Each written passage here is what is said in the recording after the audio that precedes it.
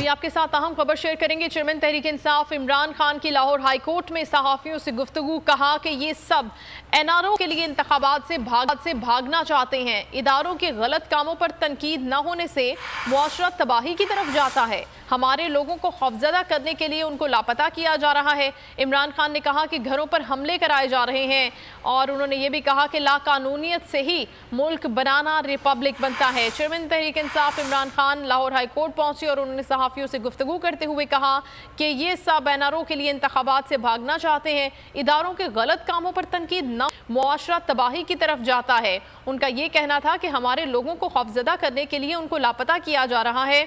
उन्होंने कहा कि घरों पर हमले कराए जा रहे हैं और उन्होंने कहा कि लाकानूनियत से ही मुल्क बनाना रिपब्लिक बनता है। सहाफ़ियों से गुफ्तगू करते हुए चेयरमैन तहरीक इंसाफ इमरान खान ने कहा कि ये सब लोग एनआरओ की खातिर इलेक्शन से भागना चाहते हैं। हमारे लोगों को खौफजदा करने के लिए उनको लापता किया जा रहा है।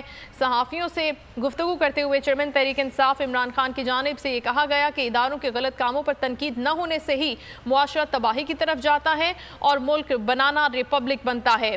उन्होंने कहा कि हमारे लोगों को खौफजदा किया जा रहा है क्योंकि इलेक्शन आ रहे हैं और ये इलेक्शन से भागना चाहते हैं, सिर्फ और सिर्फ एनआरओ लेना चाहते हैं। हमारे लोगों पर हमले किए जा रहे हैं, उनके घरों पर हमले कराए जा रहे हैं, उनको लापता किया जा रहा है। ये उनको डराना चाहते हैं, खौफजदा करना चाहते हैं और इसी तरह से लाकानूनियत के बाइस से मुल्क बनाना रिपब्लिक बनता है। चेयरमैन तहरीक इंसाफ इमरान खान की जानिब से सहाफ़ियों से गुफ्तगू करते हुए ये कहा गया है कि इदारों के गलत कामों पर तनकीद न की जाए तो मुआशरा तबाही की जानिब जाता है।